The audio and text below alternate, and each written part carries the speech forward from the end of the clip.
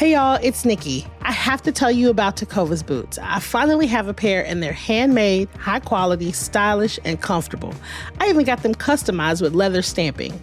The folks at Tecovas will help you find just the right pair. So swing by for yours at the Tecovas flagship on South Congress or their store at the Domain. Plus, good news, they just opened a new store in Georgetown at 709 Main Street for those of y'all that live a little further north. So come shop with me at Tecovas. That's TECOVAS.com. Don't go gently, y'all. Today on CityCast Austin, do you believe in ghosts? I was on the fence, but this interview might have changed that. It's a super spooky episode just in time for Halloween. Austin Ghost Tours has been around since 1996 and literally knows where all the bodies are buried. CityCast Austin is brought to you by our exclusive launch sponsor, Tecovas. It's Thursday, October 31st. Trick or treat! It's a trick. Nikki's not here today. It's me, Kelsey Bradshaw. I'm taking over today. This is what Austin's talking about. Happy Halloween, y'all. I'm Kelsey Bradshaw, the editor of Hey Austin, here with Janine Plummer, who founded Austin Ghost Tours. Hi, Janine. How are you? I'm hanging in there. Yeah, hanging in there. Any ghosts in your house right now? Yes, of course. Oh, okay. No, but yeah, when things are crazy in my house, yes, I definitely go, hello, and then it's normal for me. So Austin is a fairly old city. It was founded in 1837. And when it comes to paranormal activity, how does Austin compare to other cities? That's a really interesting question because for sure, there are ghosts everywhere on the planet. Right. They are referred to in every culture, in every country, all over the world. So I would say the Austin ghosts are generally, compared to various places around the world, quite fun and nice and communicative. Okay, that's the kind of ghost that I'm interested in, is like the nice, fun ones. Yeah. I feel like ghosts get a bad rep. Like, I feel like when we talk about ghosts, it's always like something really scary, but there's also like really lovely, nice ghost stories and just people trying to connect with their family or friends, you know, from the beyond. Which is the majority. The majority of, like in all of Asia is ancestor worship. I mean, and in China, it's just, there's a collective awareness that our people that we care about that pass on are, sort of with us. They are our kind of guardian angels. We talk to them, we miss them, we love them, friends, family. And so that's the majority of what makes up these experiences that are unexplainable in our environment that we attribute to being ghosts or spirits.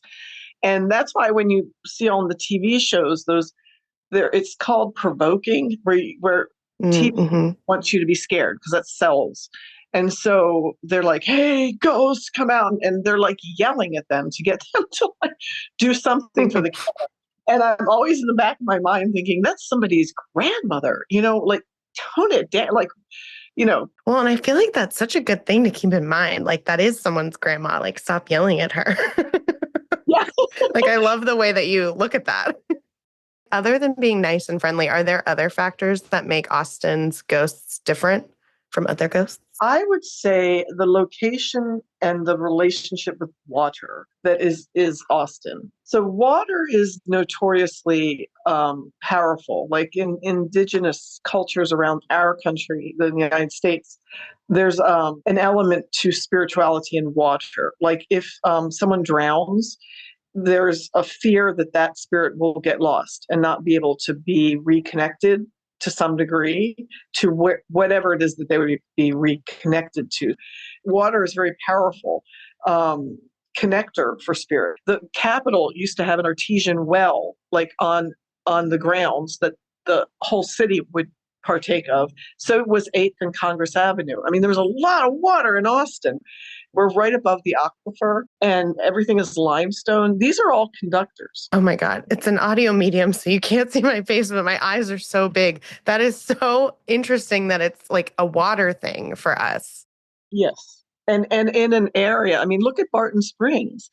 It in an area that is a semi-desert, So here we have the Colorado, Hmm. and we have Waller and Shoal Creek, and we have the aquifer, and we have these artesian springs, all of that water for this and the other New Braunfels is also a hotspot for water and ghosts. So, but because of all that water, yeah, that's part of the whole Austin thing, ghost wise. So wait, are there ghosts at Barton Springs Pool?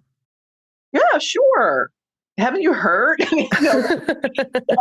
Well, you have a combination of, first of all, a natural water source in a semi-arid area, and then you have oak trees. Oak trees are so like any kind of very large old tree that has stood the test of time has energy to it, and Barton Springs is surrounded by it. Whoa. That is really cool. Okay, I'm going to Barton Springs after this. Well, so I hear that you have some ghost stories for us, and I know one of them is about the Texas State Cemetery, which was, that was established back in 1851, so it's really old, and it is a cemetery, so one could assume that there'd be a lot of ghosts hanging around. But I hear you have a story specifically about Navy SEAL Chris Kyle, the sniper who was killed at a gun range by a fellow serviceman in February 2013. In 2020, I decided to do a podcast. And I have a friend who is whatever you want to call it, a medium, a psychic, an empath. They're just people that are born into this world with more than their five senses that can pick up on things. When I decided to start Haunted Texas and Beyond, I wanted the first show to be about interviewing someone who grows up in the world with these other abilities, this other awareness. And so we conduct the interview, and towards the end, I just say, hey, do you want to tell us a ghost story? And she said, yes. She told me this story. Soon after Chris Kyle had moved on to the next adventure, she had friends who were visiting from Thailand, and they wanted to go to the Texas State Cemetery. And in particular, they wanted to see his grave. So they went to the cemetery and walked all over the place, just looking, and never found nor saw wherever he was buried. And they were like, well, the sun was going down. They had come in separate cars. So the couple left, and she was there getting in her car, and she hears a voice that says, I'm right over here. And so she turns and follows that voice to Chris Kyle's grave, which at that time didn't have his headstone yet.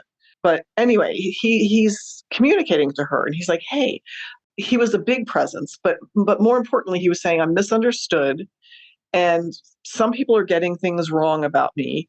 But he was also at peace. But he was like, hey, I want to give you this message.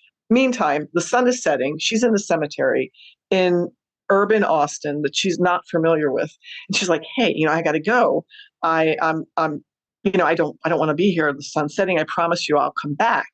And there was a definite feeling of regret that she was pulling away from this entity that was clearly trying to communicate with her. So she left, and she never went back. So she's in this interview with me, and as she's telling that story, all the hair on her arms raise, and she's just like, oh God, I'm getting chills just thinking about it. And she was saying, to this day, I regret never going back to communicate with this person who clearly wanted to be heard. And that was it. She went home. I cleaned up from the iced tea and things like that, put my dogs outside, closed the door, and then I went upstairs to where my bedroom is. And I'm there for just a few seconds, and I hear the dogs just running up the stairs. And I'm like, huh. And I definitely like, what's going on? And I walk downstairs, and the door is firmly shut, and the dogs are in the house. So something had opened the door and let the dogs in, and then closed it. And immediately I thought of, well, there was this empath just in my house telling this ghost story. And so I made the connection, and her having the goosebumps. And I sat down on my sofa, because also at the same time, my dog is shaking so badly that it's like he's visibly terrified. And he's staring at the door that had just apparently opened and closed. So I sat on the sofa across from the door, and I opened it a little. Like, I opened it because I don't know. I was just trying to get the dog to be like, hey, look, it's just a door. Everything's okay. I don't know, whatever. But I am sitting there and the dog staring at the door, and then the door closed itself. And no, this doesn't happen. And no, it wasn't windy. And no, it was just clearly something was opening, closing the door. So I called Carla and I said, hey, this weird thing just happened to my house. I think it was related to the ghost story about Chris Kyle. And she said two things. When that was happening to me, she heard a loud door on the second story of her house. Just she's alone in her house, just slam shut. And it wasn't a door opening and closing like my house. It was so loud that you could hear it all. And she has a big house all the way downstairs. And also, when I was talking to her, my voice changed into that of a man. And so she wasn't hearing my voice. My words were the same, but what she heard was a man's voice saying those words. So we're like, whoa, this is crazy. Oh my God. But we're both just like, whoa. And so I said, let's have our second podcast be about what happened during our first podcast. So then we reconvene a week later. And I know enough about the spirit world to know that it is a crafty puzzle of a situation. It's almost never just one little incident. It's a piece of a puzzle of communication. So that's why I brought professional recorders. And as we start recording and I start telling her what happened in my house, a giant thunderstorm started like out of nowhere. The house turned dark. And during that process of talking about what happened in the ghost story, one, we caught on audio recordings on just amazing voices, men, a male breathing, a man saying hello.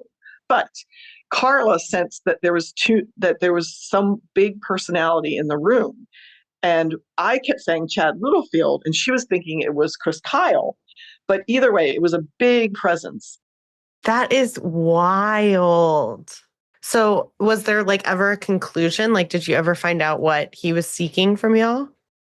Yeah, basically, this is he's a popular person and he has children and right. But it was just that he was misrepresented. And that was the thing that came across the most. He was a good time party guy. So there's a lot of focus on an aspect of his life, but it misses the fact that it misrepresents him because in fact, he was like a really funny, fun-loving, drinking guy. Yeah, he was like, I want people to know I was also a person and not just a sniper. And not just a sniper and not just murdered, and not just a foundation for raising money for whatever. I mean, he was a fun guy.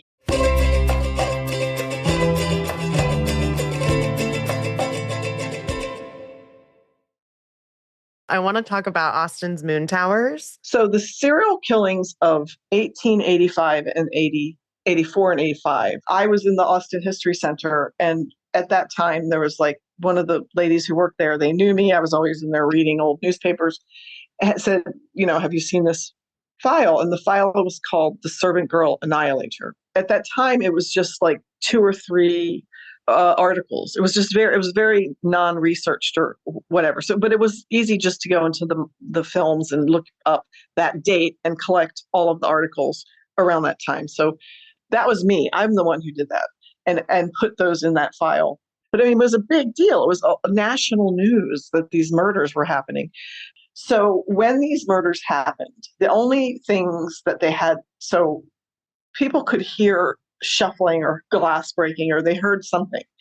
And by the time they could go out to do anything about it, the murderer had already compromised the woman and, killed her and was on the run. And all of the murders took place near water. So one of the only ways they could catch somebody who murdered somebody who was, again, people got shot on 6th Street all the time because there was bad whiskey, but this was intentional murder of good, they were good, normal servant women. They were good people. And so someone was killing them, for while they were sleeping in their houses. So the means to catch them was the hounds, the city hounds. So the one way to get rid of the city hounds was to murder in bare feet, was to kill near water and get in that water and escape through the water where the hounds couldn't follow you. And so when these murders were happening over this year, there was public outrage. People were just like, what's wrong with the police that they can't find this guy? And we don't feel safe. The citizens of Austin formed their own organizations to find out who's murdering these people. And when they got together to meet and decide, all these ideas came out. One idea, the three made it to vote. One was every time somebody discovers a murder, they go outside and start shooting their guns. So this way, it could alert everybody to start looking for the person who had committed murder. So that was on the table. That was a vote. And the other was to have a siren, sirens and bells. It was just to make noise so that everyone would run out and go and find this person. But the third one on the table was to illuminate the city, basically city lights. And that's the Moonlight Towers. Wow. I literally had no idea. Yeah. Like light rail, it took a really long time. Yeah. But so did they find the killer that way? There's endless debate about that. There's a person who wrote their thesis at UT that they did catch the person. That person got on a train and moved to the next town. I think the heat got on, and there at that time there was a ton of transient labor because the Capitol was being built. I think it was a transient person who was working in the city doing something very physical because he was a very strong person, and it was a man. And I think he just moved on. But there's also, is there a rumor that it's also Jack the Ripper in the UK? Yeah, no way. Okay. It was not. It was somebody from the United States of America who was who knew a lot about anatomy, and maybe that's a connection with Jack the Ripper. But I would say no, because their method of operation, the way they killed, was totally different. And if there's one thing we know about serial killers, they have a pattern. Right. Okay. Well, I I trust you with my life after this conversation we've been having today, so I believe you. Yeah. This Jack the Ripper didn't violate any of the women. He just disembodied them, and this guy didn't do that at all. Okay. He stuck a spike through their head, made it so that they were alive and couldn't move. So it's just very different. Yeah. Yeah. Okay. Sorry, that imagery. When just imagine, no one's heard of these murders, and these women literally had an ice pick through their ears. Yeah. Or through their temple so that they could be outraged while alive. How incredibly bizarre is that, you know? Yeah. I mean, Jack the Ripper just cut you up into pieces. That's old school stuff. No, that's diabolical. And Yeah. I would say if I was I would probably be haunting Austin forever. I would have so much left to say, as a ghost. Yeah. So just keep in mind that that when I first discovered those and did the Servant Girl Annihilator walking tour, every location where one of the girls was killed was a parking lot. Now, this is pre all of this development. So these were all parking lots, and nothing thrived there. Now they're like hotels, and you have to believe that some weird stuff is happening in those hotels. 100%. So I was told that you have a third ghost story and you wanted to reveal it on the podcast. Yes, I was with my kids, and we were back when they would hang out with me. We would get into the car and go on weekends to, small towns around Texas and visit the jailhouses and the downtown square, etc. And we did that in LaGrange, and we went to the old jailhouse, which is now a museum. It just had that vibe. And I said, this place is haunted. Well, I mean, obviously it's a jailhouse, and one of their displays is like the hanging rope that they hang on people. Mm. And they said, oh yeah, but it's haunted by a woman who starved herself to death after killing her farmhand. And they also mentioned she was a mother, and just things that connected with me. And so I decided to find out who is this woman? So this was when the World Wide Web existed, had come into the world. The Fayette County Historical Society, which is Fayette County, Texas, had decided to take old newspaper articles and publish them in their local newspaper, Fayette County Footsteps. It was just like a little column. One of them was the trial of Mary or Marie, her trial. There's a big part of Central Texas that is German immigrants. There were self-sufficient German communities there where they still spoke German. It was Catholic. Were all Catholic. And so she was from one of these communities. When represented in the newspapers of the time, she was illiterate. She wasn't illiterate. She only spoke German. So she was called a lot of bad names like fat and, just illiterate and ugly and just like, whoa, you as a woman and as a mother know that there's way more to this story than all of the men who are writing about it. Why does a woman kill her farmhand? And she claimed in the newspaper briefly, like in a long article, there would be like 2 sentences where she's saying, I was abused.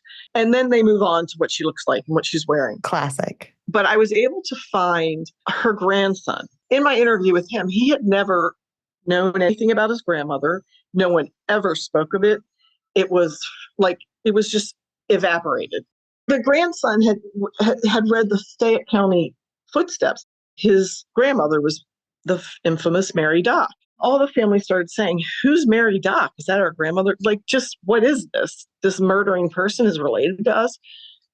She wrote a 10-page letter and said, this is my side of the story, and I will never speak of it again. And in it, she tells a very different story than what the newspapers tell, obviously. Mm-hmm. Mm-hmm. And she remembers the night of the murder. She remembers, a man named Henry Mueller, who was also the town blacksmith, coming and fighting with the farmhand to get him off her property, but he wouldn't leave. Basically, he was an abusive man who'd been married twice, who's had 2 wives who he had hurt and were terrified of him. And Mary Dock's husband died, and she had a 1-year-old, a 4-year-old, and like a 6-year-old. And she hired this man, Sturva, to come and help her on the farm. And he was divorced, needed a job. And there it is in High Hill, Texas, where there's not very many people. And the daughter remembered that her uncle had to come in and put locks on their doors and windows so Sturva wouldn't go in. And in the interview I did with her, she's like, I don't know what he wanted. We were too young to know. But every time he would try to get in their room, mother, Mary Dock, would have a talking to. And so there's clearly something. But it was not allowed in her trial to bring in that he was an abusive man, and she was afraid of him. I mean, she says in her 4-hour interrogation, I was scared of him. Well, she's so non-emotional about this. All she was like, he was just a bad man. And I took him out. But how did she kill him? So she had him dig a 6 foot by 4 foot and 7 foot deep, what was supposed to be a cellar for when there were storms. But the daughter remembers it as being a flower bed. He dug his own grave. She was like, hey, could you just dig this giant hole to the farmhand? And in her mind, it was 100% premeditated. So that was what got her the electric chair. And then she shot him and put him in that hole and burned it. Listen, good for her. And so she was not a weeping person in the eyes of the paper, but in the eyes of her daughter, she cried the whole time she was in the jail cell while she starved herself to death. So from the time she was arrested, it was 3 months and she was dead. Well, in the end, what she thought was, I probably should have thought of a better way, because now I have to live in jail, and I don't get to be with my children. And this little girl, Annie, had spent her entire life with this memory of her mom and watching her starve herself to death. And her life was kind of messed up because of it. Well, absolutely. This is a story you could tell today about a woman being abused and defending herself. Yeah, anyway, that's the story. So that's how a ghost tells their story. Mm-hmm. And that is how I find a lot of stories, is it starts with a ghost story and goes to like, okay, why are you still here? Right. What's going on? I don't know if I'm allowed to say this, but I feel like that's kind of beautiful. Obviously, everything that happened is terrible, and I wish it hadn't happened. But I love that you were able to go and get her story. Yeah. And it wasn't just about that she was fat or not pretty or whatever. And it was actually something happened to her and she defended herself. And I think that's like a pretty lovely way to think about ghost stories, of just talking about, people have something to say and they didn't have enough time, here on this plane to say it. And finally, for real, before we go, what site in Austin would you say is the most haunted? Truthfully, Cedar Springs. There's this area that's near all the medical buildings on North Lamar. Cedar Spring, Seiders. There's a bike path that goes through it. It's next to a creek. I would say that is really haunted. Like, I mean, people who ride their bikes down that way, people who walk around there. If you go there, you can see there's an embankment. It was where all the indigenous people, like Barton Springs, but it was also near Wheatsville. Wheatsville was a freedmen's colony built along those shores, which was moved away. So that used to be all of it. So I would say that's by far, if you want to experience something, go there. Well, I will head out there. I need to go to that. And thank you so much. Thank you so much for joining us. Happy Halloween. Happy Halloween, and thank you for inviting me.